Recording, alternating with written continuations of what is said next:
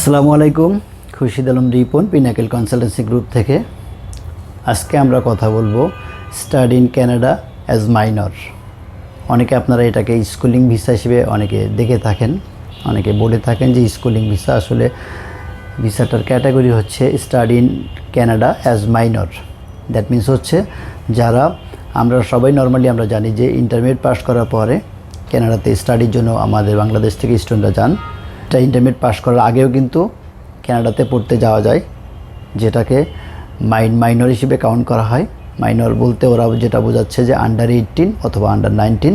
এটা normally vary করে, হচ্ছে কিছু কিছু স্টেটে আন্ডার 18কে মাইনর ধরা হয়, কিছু কিছু স্টেটে আন্ডার 18কে মাইনর ধরা হয়, এবং কোনো কোনো স্টেটে 19 ইয়ার্সের নিচে যারা আছেন তাদেরকে মাইনর ধরা হয়। সো আজকে আমরা কথা বলবো যে এই মাইনর যারা স্কুলে পড়ার জন্য কানাডাতে যাইতে চান তাদের বিষয়ে খুঁটিনাটি যত ধরনের কোশ্চেন আছে, কিভাবে অ্যাপ্লাই করতে হয়, কস্টিং থেকে শুরু করে টোটাল সবগুলো বিষয় আমি চেষ্টা করব আজকে আমার সেশনে আলাপ করার জন্য। আশা করি যারা আপনারা স্কুলিং ভিসার জন্য আপনাদের ছেলে মেয়ে পাঠাইতে চান, অথবা যদি এমন কোনো স্টুডেন্ট থাকেন যারা আপনার এসএসসি কানাডাতে যাইতে চান, তাদের জন্য আমি আশা করি যে আমার ভিডিওটি যদি সম্পূর্ণ দেখেন প্রসিডিউরটা সম্পূর্ণ আপনাদের কাছে ক্লিয়ার হয়ে যাবে। প্রথমে আমি আলাপ করি যে আসলে কারা অ্যাপ্লাই করতে পারবে মানে স্কুলিং ভিসার জন্য। নর্মালি আমরা সবাই জানি যে কানাডাতে যদি আমরা ব্যাচেলার অথবা মাস্টার্স অথবা ডিপ্লোমা দুই ধরনের, কলেজ ডিপ্লোমা এবং অ্যাডভান্স ডিপ্লোমা, এগুলোতে যদি কেউ অ্যাপ্লাই করতে চান তাহলে আপনার মিনিমাম কোয়ালিফিকেশন লাগবে বাংলা মিডিয়াম হলে এইচএসসি, অথবা যদি ইংলিশ মিডিয়াম কেউ হয় ও লেভেলের পরেও কিন্তু আমরা জানি অনেকগুলো কলেজে ডিপ্লোমা, যেটা কলেজ ডিপ্লোমা 2 ইয়ার্সের, সেটার জন্য অ্যাপ্লাই করা যায়। But study in Canada as minor বলতে বোঝাচ্ছে যারা আপনারা ক্লাস 2 থেকে, নর্মালি কিন্তু আমরা আমাদের পিনাকেলের সাথে এগ্রিমেন্ট আছে অলমোস্ট 25 স্কুলের সাথে। কোনো স্কুল কিন্তু আমার জানা মতে ক্লাস 2 এর আগে যাওয়া যায় না।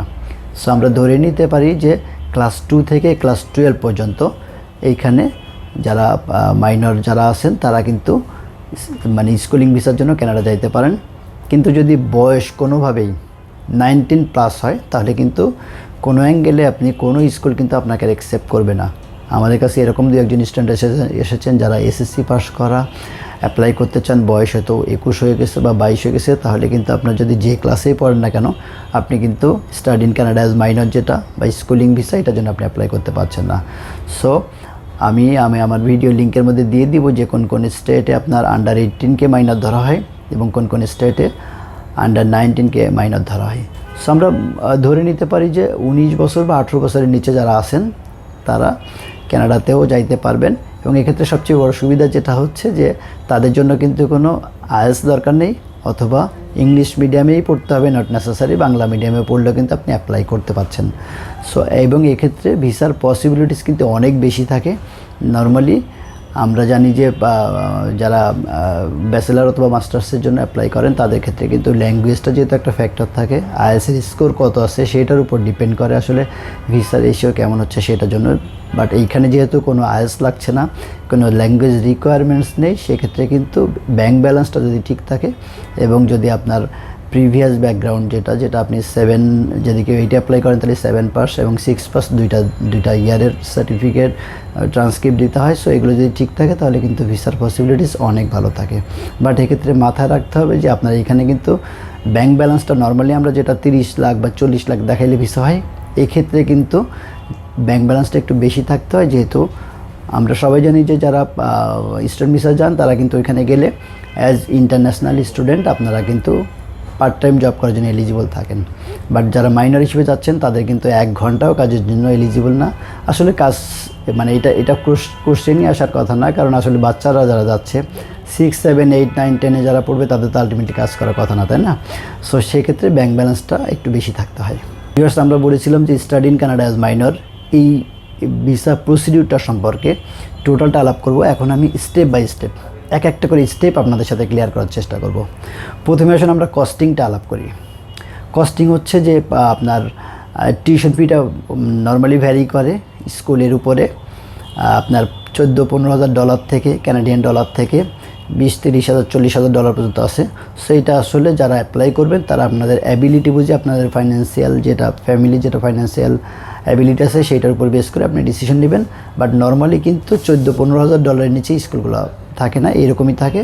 এক্সেপশনাল কিছু কিছু স্টেট আছে যেটা 6-7,000 পর্যন্ত আছে, যদি আমরা ওই স্কুলগুলোর সাথে কাজ করি না, কারণ ওগুলো অনেক রুরাল এরিয়াতে। এমন স্টেটে আছে যেখানে হয়তো ফ্যামিলি সহ গেলে অনেক ঠান্ডা, বাচ্চাদের ক্ষেত্রে আমরা একটু প্রিফার করি যে আপনারা অন্টারিও অথবা ব্রিটিশ কলম্বিয়ার মধ্যে অ্যাপ্লাই করার জন্য। সেক্ষেত্রে এভারেজ টিউশন ফি সম্পর্কে আমি একটু ধারণা দিয়ে রাখছি। নর্মালি $14,000 থেকে $20,000 মধ্যে মোটামুটি আপনি ভালো লেভেলের স্কুল পাবেন। এর বাইরে কস্টিংয়ে যেটা আছে যে নর্মাল স্টুডেন্ট ভিসার মতোই আপনাদেরকে ভিসা ফি পে করতে হবে, যেটা 17,000 টাকা বাংলাদেশি টাকায় বা $235 সাথে হচ্ছে যে আপনার মেডিকেল একটা করতে হবে অ্যাজ ইউজুয়ালি স্টুডেন্ট ভিসার মতো। এবং অ্যাডমিশন ফি যেটা, সেটা কিন্তু ডিপেন্ড করে, কোনো স্কুলে আপনার অ্যাপ্লিকেশন ফি নেই, আবার কোনো স্কুলে 100 থেকে $350 বা $500 পর্যন্ত আছে। সো এটা যখন আপনি অ্যাপ্লাই করবেন তখন আপনি দেখে নিতে পারবেন যে যেই স্কুলে আপনি অ্যাপ্লাই করছেন সেটার অ্যাপ্লিকেশন ফি কত। এটা হচ্ছে ওভারঅল কস্টিং। এবং এর বাইরে কিন্তু আপনার কস্টিং যেটা মাথায় রাখতে হবে, সেটা আপনারা যখন যাবেন তখন ওইখানে যাওয়ার পরে লিভিং কস্টটা বিয়ার করতে হবে, লিভিং কস্ট নিয়ে যাইতে হবে, এবং টিকিট এবং সারাউন্ডিং যে কস্টগুলো আছে সেগুলো আপনাদের সাথে ইনক্লুড হবে।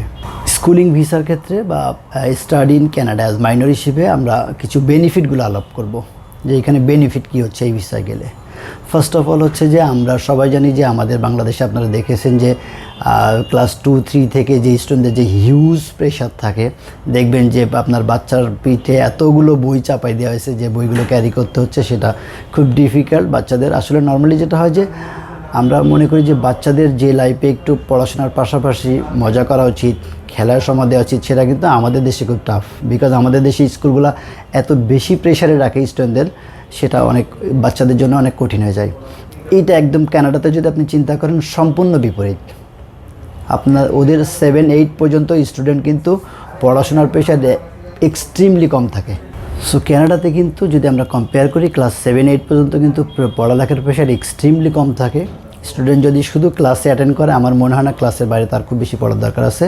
পাশাপাশি ওরা কিন্তু 2 থেকে ক্লাস 7-8 পর্যন্ত কিন্তু পড়াশোনার চেয়ে বেশি জোর যেটা দেয় সেটা হচ্ছে এক্সট্রা কারিকুলার অ্যাক্টিভিটিস, স্পোর্টস থেকে শুরু করে সবগুলোর দিকে স্টুডেন্টদের কিন্তু অনেক সহজ এবং পাস করা খুব ইজি। কিন্তু আমি পার্সোনালি অনেকগুলো গার্জিয়ানের সাথে কথা বলেছি, ওইখানে যারা সিটিজেন তাদের বাচ্চারা পড়াশোনা করা, আমি এটা ভিডিওটা করার আগে সেখানে একটু কথা বলেছিলাম যে বাচ্চাদের পড়াশোনাটা কেমন কঠিন হয়।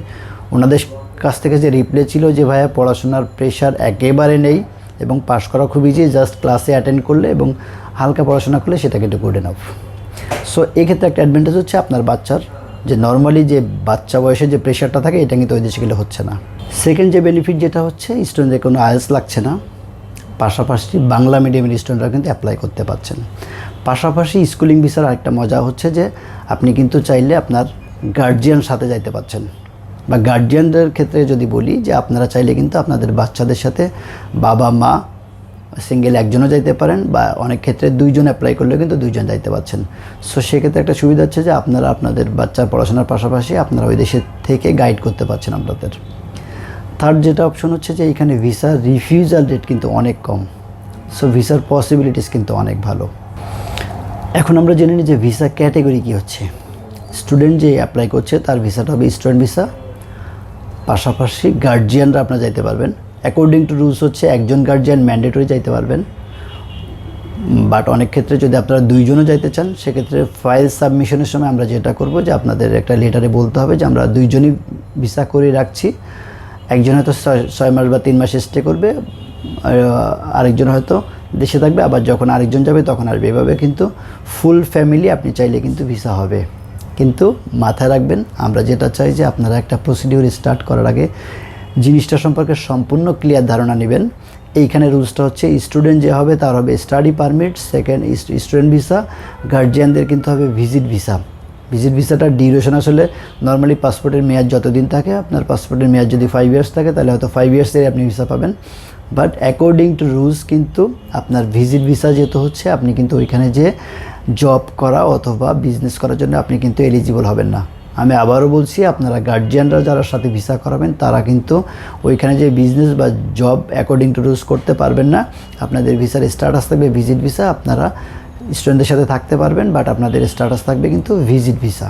সো যারা study in Canada as minor হিসেবে আপনারা যদি চিন্তা করে থাকেন যে আপনাদের বাচ্চা আপনি কানাডাতে স্কুলিংয়ের জন্য পাঠাবেন বা লেভেল 2 থেকে 12 পর্যন্ত যে কোনো লেভেলে আপনি আপনার বাচ্চা পড়াইতে চান, আমি টোটাল জিনিসটা একটু রিভিউ করি যেটা আপনার মাথায় নেবেন। ফার্স্ট অফ অল হচ্ছে এখানে আপনার বাচ্চার কোনো আইএলটিএস লাগছে না।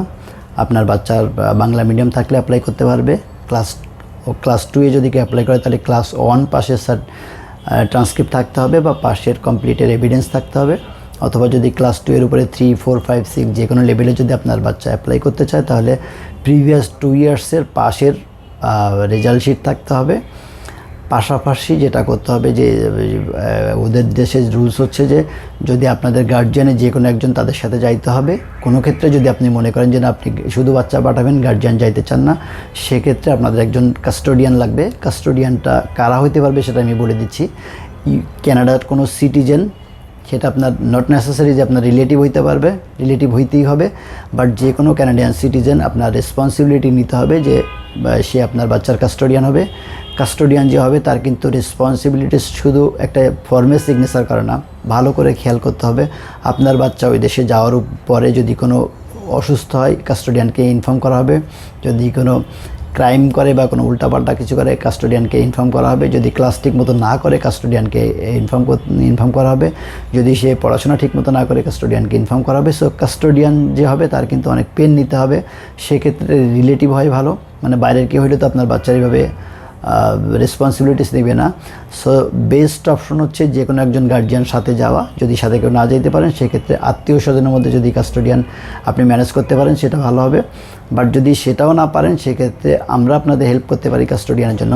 অনেকগুলো স্কুলের প্রিন্সিপাল অনেক ক্ষেত্রে কাস্টোডিয়ান হয়, সেক্ষেত্রে হয়তো সে আপনার বাংলাদেশে প্যারেন্টস থাকলেও প্রিন্সিপাল হয়তো আপনাদের সাথে কমিউনিকেট করবে, অথবা লোকাল কোনো কাস্টোডিয়ান খুঁজে পেতে আমরা আপনাকে সাপোর্ট করতে পারি। এখন আমরা বলে দিই যে টিউশন ফি যেটা কখন পে করতে হয়। নর্মালি যেটা হচ্ছে প্রথমে প্রসিডিউরটা হচ্ছে যে আপনি অ্যাপ্লিকেশন ফি পে করার পরে কোনো স্কুল প্রিন্সিপাল অথবা অ্যাডমিশন ডিরেক্টর আপনাদের বাচ্চার সাথে হয়তো একটা হায়ালো টাইপের ছোটোখাটো ইন্টারভিউ নিতে পারে। নর্মালি যেটা হয় যে 5, 6, 7 পর্যন্ত ওরকম কোনো ফর্মাল ইন্টারভিউ হয় না, জাস্ট খালি চেহারা দেখানো হাই হ্যালো করে এটা বলার জন্য পাশে হয়তো গার্জিয়ান থাকতে হবে, অথবা যদি কেউ 9, 10 বা 11, 12-এর জন্য অ্যাপ্লাই করতে চায় সেক্ষেত্রে হয়তো কিন্তু ছোটোখাটো একটা ইন্টারভিউ হতে পারে। এই অ্যাপ্লিকেশন ফি পে করার পরে যদি ইন্টারভিউ থাকে ইন্টারভিউ হবে, আর যদি ইন্টারভিউ না থাকে তাহলে তো আপনি ডিরেক্ট অফার লেটার পেয়ে গেলেন। আফটার গেটিং অফার লেটার যেটা করতে হবে যে নর্মালি স্কুলগুলো প্রিফার করে যে আপনি 1 ইয়ারের টিউশন ফি সেটা সেন্ড করে দিবেন, বাট না হলে অ্যাটলিস্ট 6 মান্থের টিউশন ফি কিন্তু আপনাকে আগে পাঠাইতে হবে। লিভিং ফুডিং কস্ট সেটা আপনি ভিসা পাওয়ার পরে ক্যারি করে নিয়ে যেতে পারবেন। সো টিউশন ফি দেওয়ার পরে তারা ফাইনাল একটা LOA যেটা লেটার অফ অ্যাকসেপ্টেন্স আপনাকে ইস্যু করবে। তখন নর্মালি স্টুডেন্ট ভিসা যেভাবে প্রসেস করা হয় সেভাবে প্রসেস করতে হবে, এমবাসিতে জমা দিতে হবে, বায়োমেট্রিক দিতে হবে, তারপরে ভিসা কনফার্ম হলে মেডিকেলটা করে আপনার যাইতে হবে। এটা হচ্ছে প্রসিডিউর। এখন আসুন জেনে নিই যে স্পন্সরে কত টাকা দেখাইতে হয়। নর্মালি ওরা যেটা প্রিফার করে যে আপনি কোন স্কুলে যে স্কুলে অ্যাডমিশন নিয়েছেন সেই স্কুলের টিউশন ফি সাথে বোর্ডিং ফুডিং মিলায় যে কস্টিংটা আছে সেটা চেয়ে কিছু সারপ্লাস থাকতে হয়। বাট যদি আপনারা গার্জিয়ান একজন যান তাহলে হয়তো একজনের কস্টিংটা অ্যাড হবে। সাপোজ যদি আপনার মনে করেন যে স্কুলের টিউশন ফি হয় $15,000, যদি অন্টারিওর মধ্যে আমরা ধরে নিলাম অন্টারিওর মধ্যে যদি হয় তাহলে লিভিং স্টুডেন্টদের হয়তো আরও $12,000-13,000 যাবে। যদি গার্জিয়ান একজন সাথে অ্যাকম্পানি করেন তাহলে হয়তো আরও $15,000 মতো এক্সট্রা অ্যাড হবে। যদি গার্জিয়ান 2 জন থাকে হয়তো আরও বেশি। সো এই ক্ষেত্রে আসলে স্পন্সর কত টাকা দেখাইতে হবে এটা ডিপেন্ড করবে যে কতজন আপনারা একসাথে অ্যাপ্লাই করছেন। যদি 4-5 জন হয় তাহলে হয়তো 60, 70, ইভেন 1 কোটির উপরে ব্যালেন্স দেখাতে পারে, সেক্ষেত্রে কিন্তু ভিসার পসিবিলিটিস ভালো থাকবে। স্কুলিং ভিসা যেহেতু আইএলটিএস লাগছে না, কোনো ল্যাঙ্গুয়েজ রিকোয়ারমেন্টস নেই, সেক্ষেত্রে কিন্তু সবচেয়ে ভাইটাল পয়েন্ট যদি যেটা বলেন আপনি স্পন্সর, আপনি যদি অ্যাকুরেট ওয়েতে স্পন্সরটা দেখাইতে পারেন, ইনকাম সোর্স, ট্যাক্স পেপার সবগুলো সহ যদি সুন্দর করে ফাইলটা সাবমিট করা যায় তাহলে কিন্তু ভিসার পসিবিলিটিস অনেক ভালো। বাট আমি আবারও বলে নিচ্ছি যে যদি কারো এরকম কোনো ইন্টেনশন থাকে যে না বাচ্চার স্কুলিং ভিসা করায় ফ্যামিলি সহ চলে যাবেন, ওইখানে যে সেটেলমেন্ট হইতে চান বা সেটেল হইতে চান, সেক্ষেত্রে এটা একটা ইজি অপশন যদি মনে করে থাকেন তাহলে কিন্তু এটা আসলে ওইরকম ইজি প্রসিডিউর না। নর্মালি যেটা হচ্ছে, যদি আপনার ইন্টেনশন থাকে যে আপনার বাচ্চার ফিউচারের কথা চিন্তা করে আপনি একটা কোয়ালিটি এডুকেশনের জন্য, বা বাংলাদেশে অনেক ক্ষেত্রে আমরা থাকি জানি অনেকে আছে যে ফাইন্যান্সিয়াল অত সলভেন্ট, কিন্তু বাচ্চাদের স্কুলে পাঠায় টেনশনে থাকে, বা পড়াশোনার যে একটা প্রেশার, যেটা পার্সোনালি আমি মনে করি যে আমাদের স্কুলে যে পরিমাণ পড়াশোনার প্রেশার দেওয়া হয়, এটা থেকেও যদি আপনার বাচ্চাকে রিলিভ করতে চান এবং ওয়ার্ল্ড ক্লাস এডুকেশন যদি আপনার বাচ্চার জন্য দিয়ে আপনার বাচ্চার ফিউচার সিকিউর করতে চান, সেক্ষেত্রে কিন্তু study in Canada as minor এটা খুবই ভালো একটা অপশন। কারণ ওইখানে আলটিমেটলি যদি আপনার বাচ্চা পড়াশোনা করে, ওদের দেশের পিআর সিস্টেমটা কিন্তু খুব ইজি। একটা পর্যায়ে কিন্তু সে পিআরের জন্য অ্যাপ্লাই করতে পারবে এবং আপনার বাচ্চার ফিউচার কিন্তু মোটামুটি সিকিউরড হয়ে যাবে।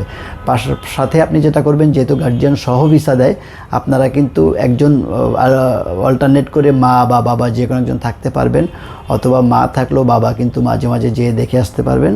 সো এটা কিন্তু যদি যারা সলভেন্ট ফ্যামিলি, যাদের টাকা পয়সার প্রবলেম নেই, বাট বাচ্চার ফিউচার নিয়ে আপনি চিন্তা করছেন যে না, বাচ্চার ফিউচারের জন্য আপনি টাকা গেলেও সমস্যা নেই, একটা বাচ্চার ব্রাইট ফিউচার চান, সেক্ষেত্রে কিন্তু ডেফিনেটলি এটা একটা গুড অপশন। বাট যদি এরকম কারো উদ্দেশ্য থাকে যে কোনো রকম জমি টমি বিক্রি করে 20-30 লাখ টাকা অ্যারেঞ্জ করে ফ্যামিলি সহ কানাডা ঢুকে যাবেন, ওইখানে যে অনেক সুযোগ সুবিধা হবে, সেটেল হয়ে যাবেন, দ্রুত এই করবেন, এই টাইপের যদি অপশন থাকে, তাহলে কিন্তু এটা কিন্তু একটা গুড অপশন না। কারণ অ্যাকর্ডিং টু রুলস কিন্তু আমি বলেছিলাম আমার ভিডিওর মধ্যে যে আপনাদের গার্জিয়ান যারা থাকবেন তারা কিন্তু ভিজিট ভিসা পাবেন এবং 1 ঘন্টাও জব করার জন্য এলিজিবল হবেন না। সো সেক্ষেত্রে কিন্তু আপনারা যে শুধু আরও কস্টিং বাড়বে, বাবা মা সব যদি যান কস্টিং বাড়বে, আপনি কিন্তু কাজ করতে পারবেন না। এবং কানাডা কিন্তু লিভিং কস্টটা মোটামুটি হাই, আমরা সবাই জানি। সেক্ষেত্রে আপনারা ডিসিশন নেওয়ার ক্ষেত্রে অনেক ঠান্ডা মাথায় চিন্তা করে ডিসিশন নেবেন। আমরা পিনাকেল থেকে আমাদের অলমোস্ট 25 স্কুলের সাথে, কানাডিয়ান স্কুলের সাথে এগ্রিমেন্ট আছে। আমরা 18 ইয়ার্স ধরে এডুকেশন লাইনে আসি। সো যেহেতু কানাডার স্টুডেন্ট ভিসা প্রসেস করা এবং study in Canada as minor same procedure. So আমরা আশা করি যদি কেউ আপনারা সব কিছু জেনে বুঝে ডিসিশন নেন যে না, আপনার বাচ্চার জন্য আপনি কানাডা স্কুলিংয়ের জন্য বা লেভেল 2 থেকে 12-এর কোনো লেভেলে অ্যাপ্লাই করতে চান, আমাদের অফিসে আসতে পারেন। আশা করি যে আপনার অ্যাপ্লিকেশন প্রসিডিউর যেটা, সেটা রাইট হইতে হবে, অ্যাকুরেট হইতে হবে। বাট আমরা আসলে হয়তো ফিজিক্যালি আবারও বলে দিব, আমাদের এখানে কেউ অ্যাপ্লাই করতে চাইলে বিফোর অ্যাপ্লিকেশন প্রসেস আমরা কিন্তু খুব ক্লিয়ার করে, খুব সুন্দর করে টোটাল জিনিসটা ক্লিয়ার করি, তারপরে আপনি অ্যাপ্লাই করবেন। সো আমার ভিডিওতে আশা করি ভিডিওটি দেখলে আপনি একটা আইডিয়া পাবেন যে কাদের কানাডার স্কুলিং ভিসা অ্যাপ্লাই করা উচিত, কী কী যোগ্যতা থাকা দরকার এবং ভিসা করার পরে আপনি কী কী ফ্যাসিলিটিস পাচ্ছেন। সো সব কিছু জেনে বুঝে যদি আপনি মনে করেন যে আপনার বাচ্চার জন্য আপনি অ্যাপ্লাই করতে চান, তাহলে আমাদের অফিস ভিজিট করতে পারেন। আমরা সপ্তাহে 6 দিন এক্সেপ্ট ফ্রাইডে, আর নর্মালি গভর্নমেন্ট হলিডেগুলো আমরা মেজর গভর্নমেন্ট হলিডেগুলোতে আমরা বন্ধ রাখি। তাছাড়া সব দিন কিন্তু সকাল 10টা থেকে সন্ধ্যা 7টা পর্যন্ত আমরা ওপেন থাকি। এবং আমরা আমাদের অফিসে কেউ যদি ফিজিক্যাল ভিজিট করেন, আমরা ট্রাই করি অ্যাজ মাচ অ্যাজ পসিবল তার যত কনফিউশন আছে, যত কোশ্চেন আছে সবগুলো ক্লিয়ার করার। আমরা ফেসবুক এবং ইউটিউব এই দুইটা সোশ্যাল মিডিয়াতে আমরা কুইকেস্ট টাইমে রিপ্লাই দেওয়ার চেষ্টা করি। যদি আপনার সময় না হয় বা আপনার টাইমিং আমাদের টাইমিংয়ের সাথে না মিলে, হয়তো অনেকে আছেন জব করেন, টাইমলি আসতে পারেন না, অফিসে ভিজিট করা ওনাদের জন্য কঠিন হয়ে যায়, সেক্ষেত্রে আপনারা আমাদের ইউটিউবে অথবা ফেসবুকে আমাদের কাছে কোশ্চেন করতে পারেন। আমরা আপনাদেরকে কোশ্চেন অ্যান্সার দিতে চেষ্টা করব। পাশাপাশি যদি আপনার এটাও সময় নয়, আমাদের কাউন্সিলরদের নাম্বারগুলো আমাদের ফেসবুকে গেলে আপনারা পাবেন, সেখানে আপনারা কন্ট্যাক্ট করতে পারেন। আপনাদের যে কোনো কোয়েরি থাকলে আমাদের সাথে কথা বলতে পারেন। ভিউয়ার্স, আমাদের ইউটিউব চ্যানেলে আমরা চেষ্টা করি যে ভিডিওগুলো অনেক বেশি প্রশ্ন করা হয় বা অনেক বেশি কোয়েরি থাকে, সেই সব বিষয়ের উপর ভিডিও করতে। আপনাদের যদি এরকম কোনো সাজেশন থাকে, সেটা আমাদের সাজেস্ট করতে পারেন যে বিষয়ের উপর ভিডিও করলে আপনাদের জন্য হেল্পফুল হবে, সেটা আমরা করতে চেষ্টা করব। পাশাপাশি আমাদের চ্যানেলে যে ভিডিওগুলো আছে, যদি আপনার পছন্দ হয় অথবা আপকামিং কোনো ভিডিও আপনি পাইতে চান, সেক্ষেত্রে কিন্তু আমাদের চ্যানেলটি সাবস্ক্রাইব করে রাখতে পারেন, অথবা বেল বাটনটি যদি আপনি ডিস্টার্বিং না মনে করেন তাহলে চাপ দিয়ে রাখতে পারেন। সেক্ষেত্রে নতুন কোনো ভিডিও যখন চ্যানেলে আপলোড হবে, সেটা আপনি নোটিফিকেশন পাবেন। সবাই সুস্থ থাকবেন, ভালো থাকবেন। Thank you.